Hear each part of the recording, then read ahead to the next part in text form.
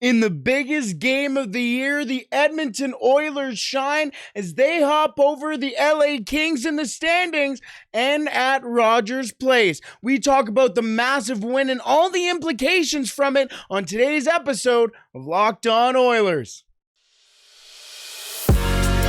You're Locked On Oilers, your daily podcast on the Edmonton Oilers. Part of the Locked On Podcast Network, your team every day. Hello and welcome back to Locked On Oilers, part of the Locked On Podcast Network, your team every day. I am your host and former Oilers game day producer, Brett Holden. As mentioned on today's episode, the Edmonton Oilers get the biggest win of their season with a 2-0 victory over the Los Angeles Kings at Rogers Place as they leapfrog over the Los Angeles Kings for second place in the Pacific Division and 2 points out of top spot in not only the Pacific, but the Western Conference as well. We will talk about that game in just a second. But also on today's episode, with that win against the LA Kings, we saw a little bit of a trend as to what the lines will probably look like in massive games, aka the playoffs, with the Edmonton Oilers. So we'll talk about some of the numbers around some of the lines that were ran last night for the Edmonton Oilers. And to wrap up on this Friday, the beast of the week, and it's time for this player to get his flowers, not only with Edmonton Oilers fans, because let's be real, he's already been a fan favorite for 12 years, but it's now time for him to get his flowers around the league. All that and much more on today's episode of Locked On Oilers.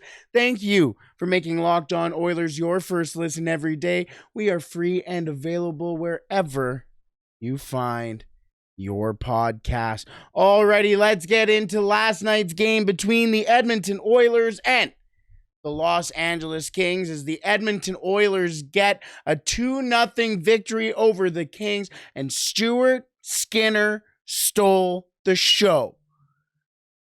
43 save shutout for Stuart Skinner, his second in his NHL career, the first for the Edmonton Oilers this year. He now has a record of 10-1-1 in the month of March, making him the winningest goaltender in a single month in Edmonton Oilers history. Stuart Skinner, in his first full season in the NHL, has absolutely blown away every possible expectation that anybody could have had for him heading into this year, and it all accumulated to last night. That performance by Stuart Skinner, we talked to Eddie Garcia from Locked On Kings yesterday about Stuart Skinner and the comfortability around goaltenders for the Edmonton Oilers. We all know it's been an issue for the Oilers, not just this year, but for years in the past.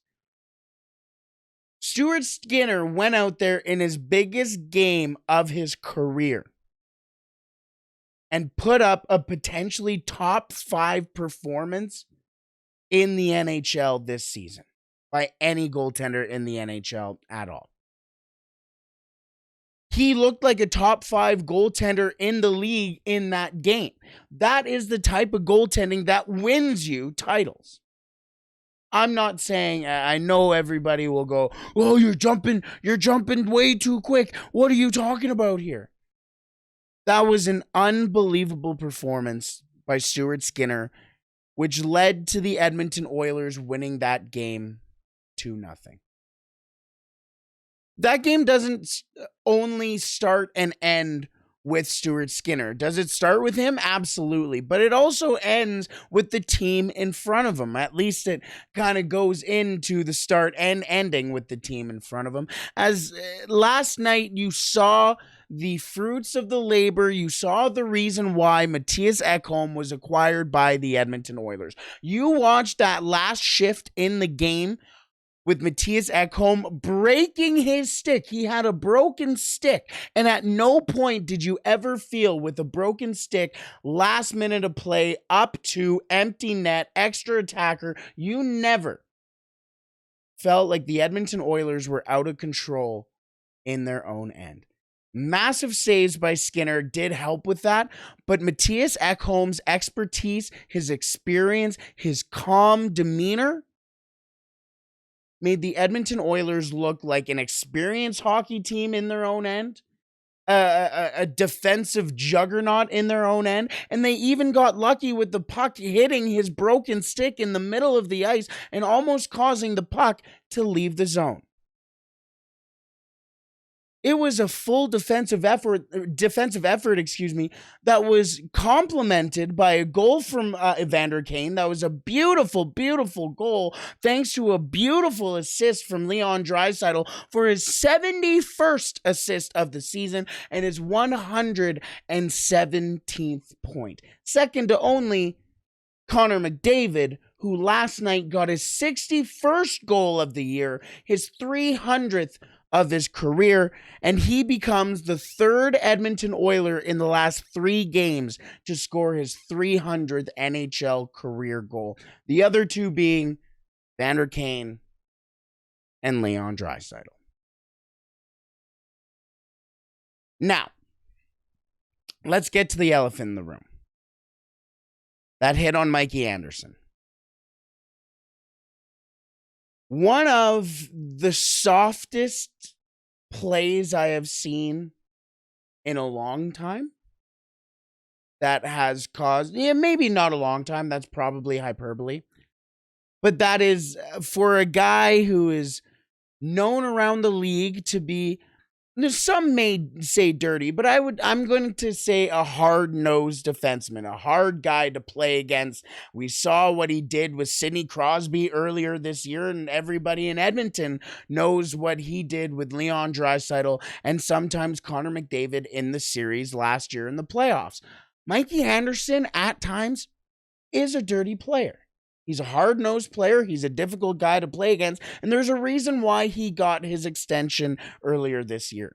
He is a very good two-way defense, or a shutdown defenseman, as we heard yesterday with Eddie talking about how much or how valuable he is to this team.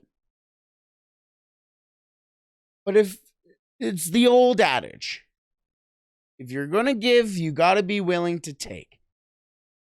And if you watch any game that is on tonight, watch any game that is on tonight that does not include the Edmonton Oilers or the Los Angeles Kings, and you're going to see that play made 6 or 7 times. I understand a lot of people going, oh, well, it's Connor McDavid. Oilers fans can never see when Connor McDavid makes a problem or makes a mistake. That's a hockey play. He stops skating from the top of the circle and is going in to a board battle.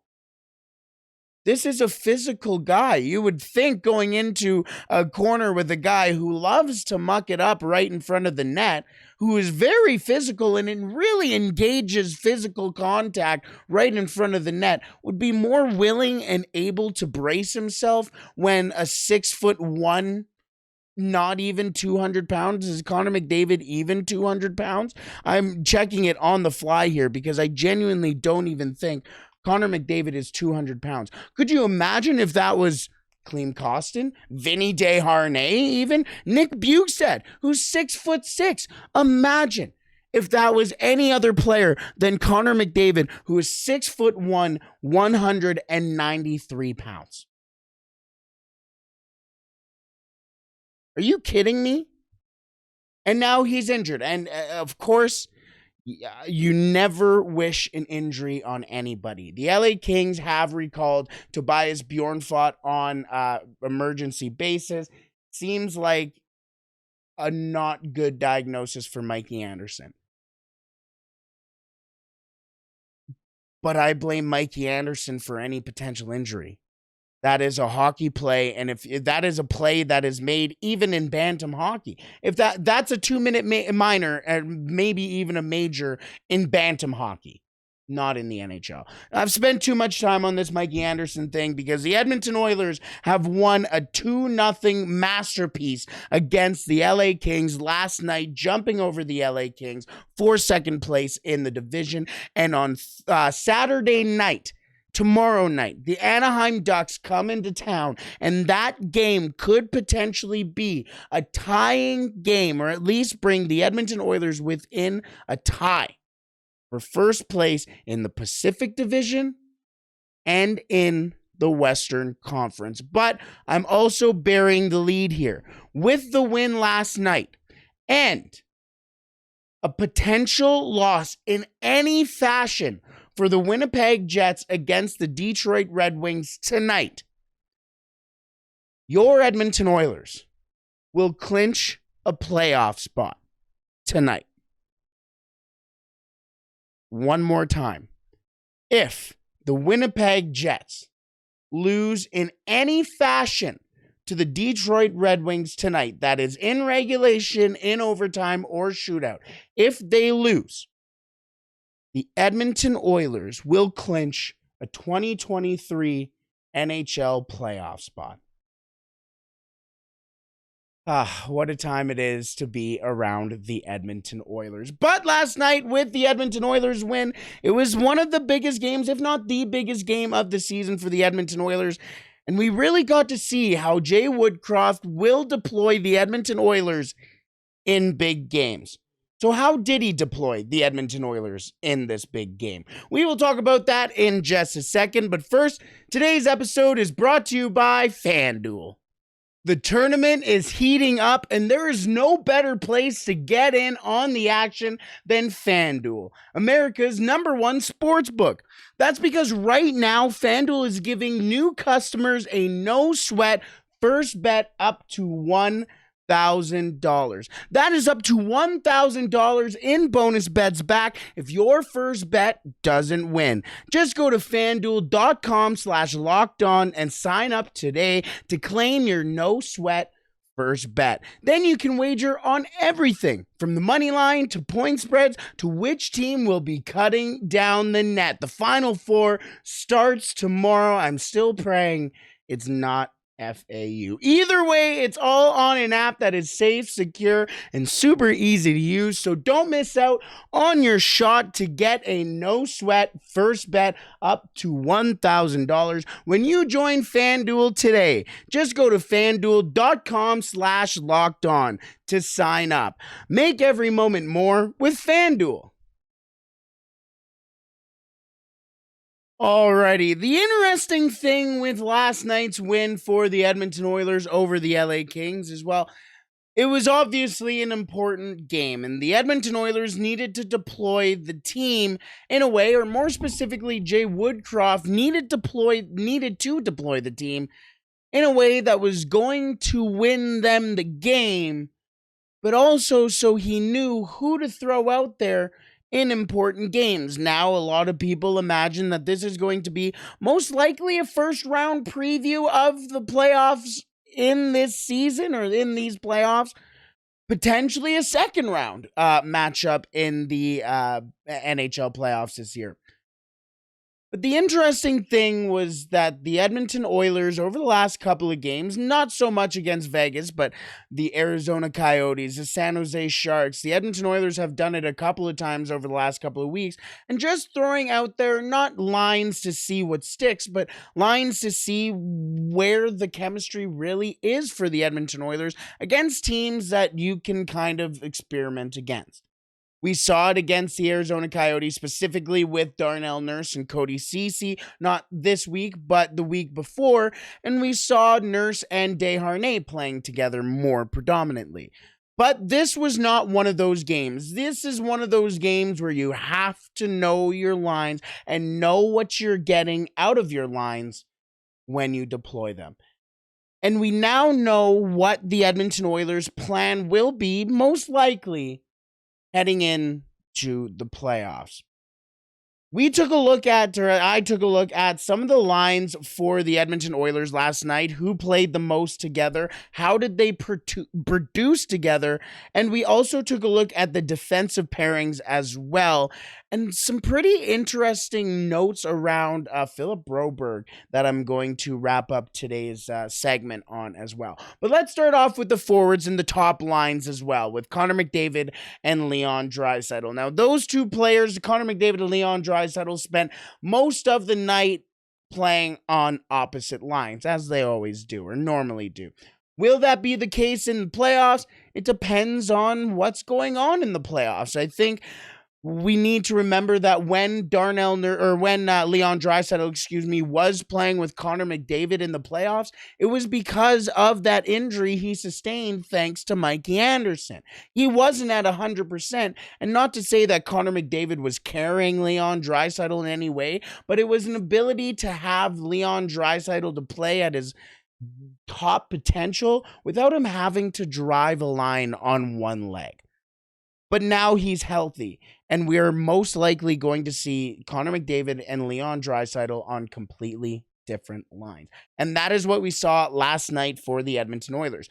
Top line consisted of Zach Hyman, Connor McDavid, and Ryan Nugent-Hopkins. That line played a total of 11 minutes and 23 seconds. Their expected goals for was the best amongst all Edmonton Oilers lines with a .996 and a pretty interesting expected goals against as well at a sub 500, sitting at a .479. They also fired 18 shots towards Jonas Korpisalo.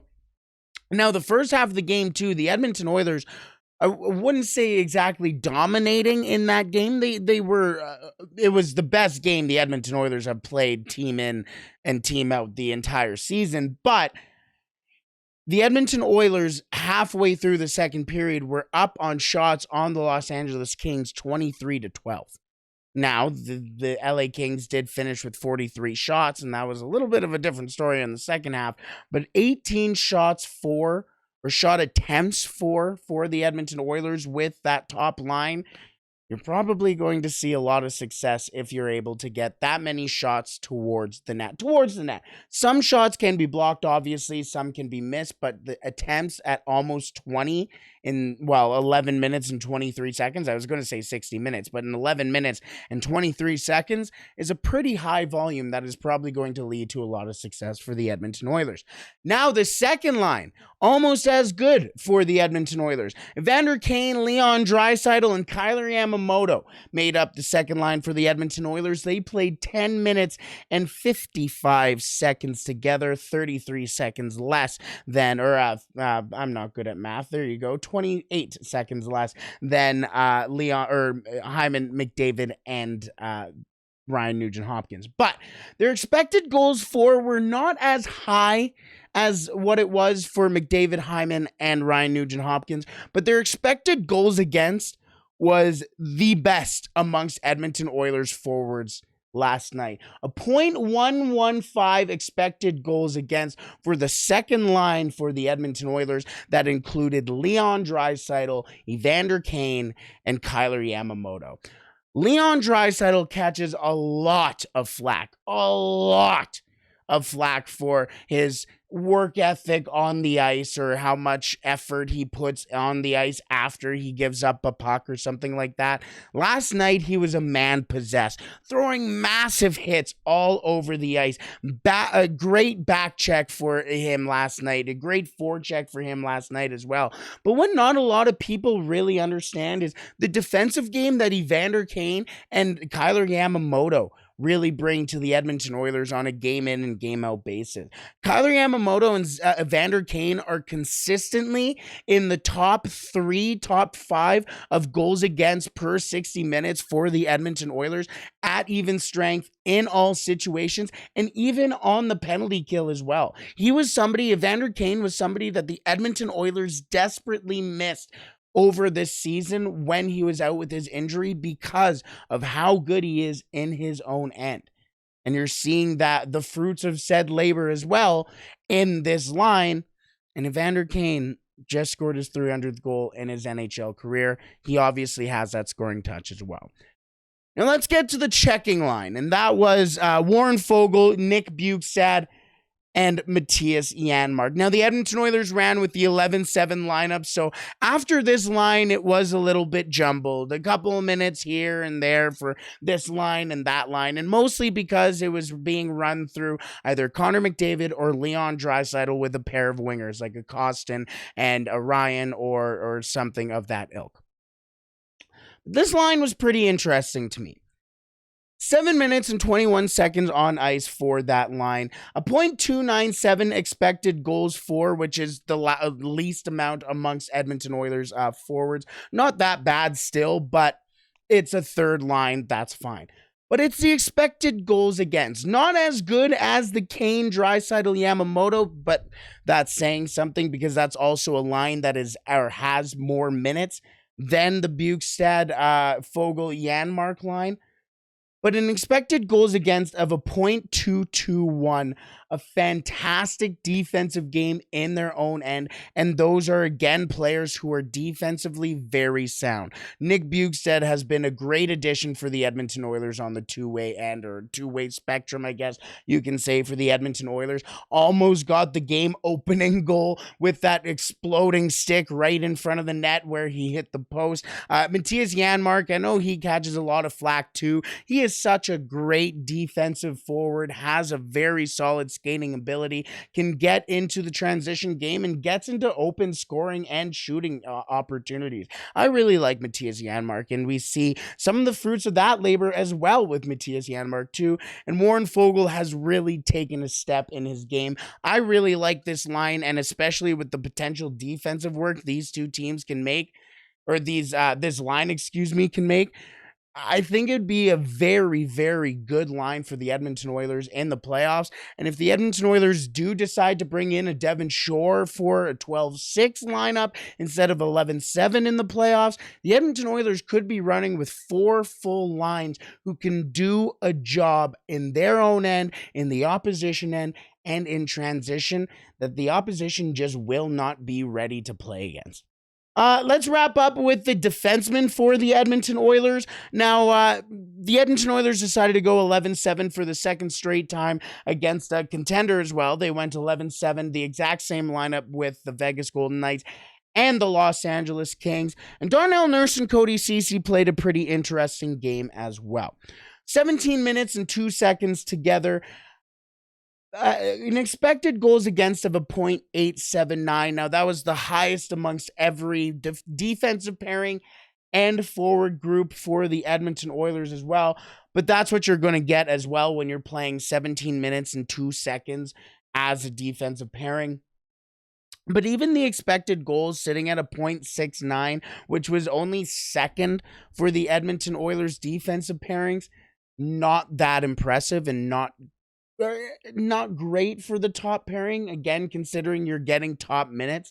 And the thing that I'm not too pumped about is the unblocked shot attempts against.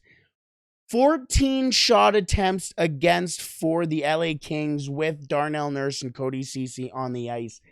0 of them were blocked. All 14 of those shots were unblocked shot attempts towards the Edmonton Oilers net. That is not necessarily a recipe for success for your top pairing for the Edmonton Oilers, especially in the playoffs, especially when you take a look at how Matthias Ekholm and Evan Bouchard did in that stat. 8 unblocked shot attempts against for the LA, or for that pairing, I should say. So Matthias Ekholm and Evan Bouchard allowed 8 shots towards Stuart Skinner out of the 13 that were attempted on the Edmonton Oilers when Matthias Ekholm and Evan Bouchard were on the ice. Only 8 of 13 made it to the net, where all 14 of the shots attempted with Darnell Nurse and Cody Ceci on the ice made their way at least towards Stuart Skinner. Now, Matthias Ekholm and Evan Bouchard, I just want to say this now, they are the number 1 pairing for the Edmonton Oilers, which if you would have asked me at this point last month, literally 31 days ago, I would have laughed you out of the building. That if you would have told me Evan Bouchard would have been statistically and literally the Edmonton Oilers' second best, or at least on the top pairing for the Edmonton Oilers. 12 minutes and 37 seconds for Matthias Ekholm and Evan Bouchard last night together. A .849 goals for per 60 minutes, which is second to only Connor McDavid, Zach Hyman, and Ryan Nugent-Hopkins for the Edmonton Oilers lines and defensive pairings, and an expected goals against of a .615. For 12 minutes and 37 seconds, the expectations from the top pairing with Nurse and Cece, pretty impressive. I would switch those two pairings in the playoffs. I would have Ekholm and Bouchard playing the most time together. But let's get into kind of the meat and potatoes of the Edmonton Oilers, especially considering if the Edmonton Oilers are going 11-7, that means they're bringing in an extra defenseman, most likely Philip Broberg. Now, Ryan Murray was on the ice and skating for the Edmonton Oilers in practice today. Ryan Rishaug did say that it will be a long road ahead, most likely, for Ryan Murray. Assume that he would be ready for the playoffs. But I did see some people say, oh, then I assume Philip Broberg will be sent to the AHL. The AHL season is ending just as soon as the NHL season is, so I wouldn't expect him to go down. The other thing, too, is once the AHL season ends, the Edmonton Oilers are allowed to bring up a couple of players from the AHL and have them on kind of a taxi squad, or call them the Black Aces, for the Edmonton Oilers to bring up, that if an injury does happen, they can come in, they're practicing with the Oilers, they're in the Oilers organization, and you would most likely see either Ryan Murray or Philip Broberg come into there. But I mentioned Philip Broberg for a reason. Last night, Philip Broberg split time with Brett Kulak and Matthias Ekholm, not exclusively, but mostly throughout the game last night. Spent 2 minutes and 11 seconds with Brett Kulak and 1 minute and 43 seconds with Matthias Ekholm. Now, that is important because Matthias Ekholm and Philip Broberg, I think, can also be a pairing of the future for the Edmonton Oilers. If not, at least Matthias Ekholm can be a real mentor for Philip Broberg, another Swedish guy, a young Swedish guy who's coming in through the league. Kind of similar playing style, at least in the regards of their bigger bodies. They can use their bodies in physical, obvious ways, but they can also use that body in a way to end cycles, and they can also move the puck. Kulak and Broberg, yes, excuse me, they had a .025 goals against, or expected goals against, and Ekholm and Broberg sat with an even zero expected goals against.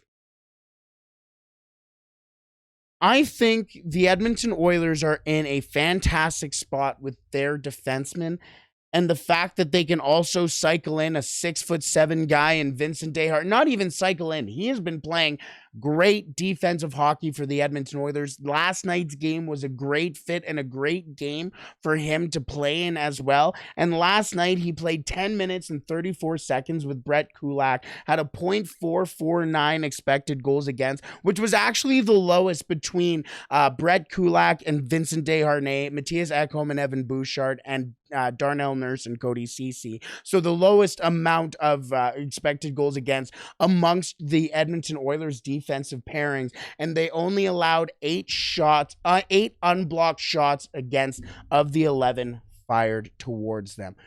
That is how the Edmonton Oilers will deploy their lineup in big games. The thing to look out for is whether or not the Edmonton Oilers go 11-7 or 12-6 in the playoffs. What do you think about the Edmonton Oilers line deployment? Do you think this all makes a lot of sense for the Oilers?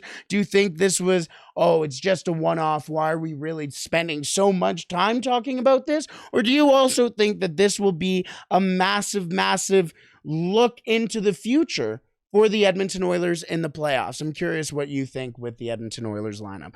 Alrighty, let's wrap up today's episode with the Beast of the Week, and this guy absolutely deserves it. Let's get into the Beast of the Week in just a second.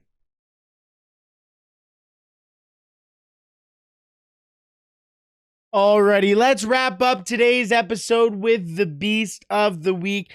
And this beast absolutely went off, not only this week, but in the biggest game of the season for the Edmonton Oilers before the game against the LA Kings. And that was Ryan Nugent-Hopkins. Ryan Nugent-Hopkins is finally getting the love, and honestly, he still needs more love than he is getting right now. He deserves more love than he is getting right now, because in 4 games this week, 2 goals, 6 assists, 8 points. In fact, he was held pointless against the LA Kings last night in that very tightly contested 2-0 win. So essentially in 3 games since last Saturday, 2 goals, 6 assists, 8 points. Against the Vegas Golden Knights, 1 goal, 4 assists, 5 points, as mentioned in the biggest game for the Edmonton Oilers up until last night's game. And last night's game, though he was held pointless, ended a 9-game point streak for Ryan Nugent-Hopkins. His week this week has shown that Ryan Nugent-Hopkins, and I've been saying this not only on this show, not only for the last couple of weeks, but I've been saying this for years. Ryan Nugent-Hopkins is the most underappreciated first overall pick, if not of all time, at least in the last 30 years, 20, 30 years. Ryan Nugent-Hopkins consistently does fantastic things, not only on the offensive end, which is why he is now getting the praise that he deserves, but his play in his own end, his ability to be a full 200-foot player, a real leader and general, not only on the ice, but off the ice as well. There's a reason why Edmonton absolutely adores Ryan Nugent-Hopkins. And that is because he has been an absolute stalwart for the Edmonton Oilers lineup. The ability to be able to sit here through the darkest of times and still be here on the brightest of times for the Edmonton Oilers in a long time proves that he's not only a fantastic hockey player, but a fantastic person and an Edmontonian amongst all Edmonton Oilers. And it really feels like Ryan Nugent-Hopkins has made Edmonton home, and this is now his coming out season, as he has had career highs in goals with 35, assists with 61, and points with 96. He is 4 points away from 100 points, and nobody in the NHL is talking about it because he's doing it next to Connor McDavid and Leon Draisaitl.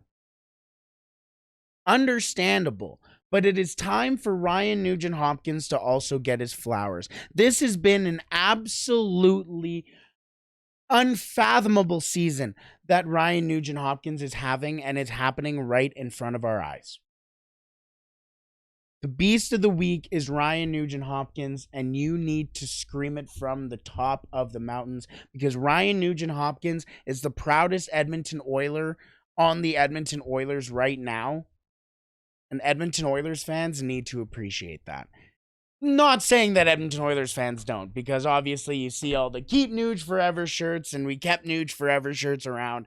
But I just think it's beautiful that Edmonton's Edmonton's son, because he's been through hell and back with the Edmonton Oilers over the last 12 years. And he is just now seeing, again, it seems like the theme of today's episode is the fruits of the labor. But that is exactly what is going on with Ryan Nugent-Hopkins.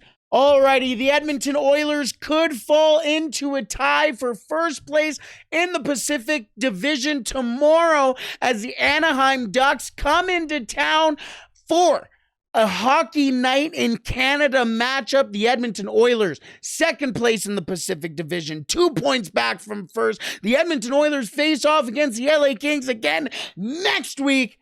Oh, What a time it is to be in oil country. Have a wonderful weekend, everybody. Enjoy last night's win. Enjoy tomorrow's game. And in Ben Stelter's wonderful words, play La Bamba, baby.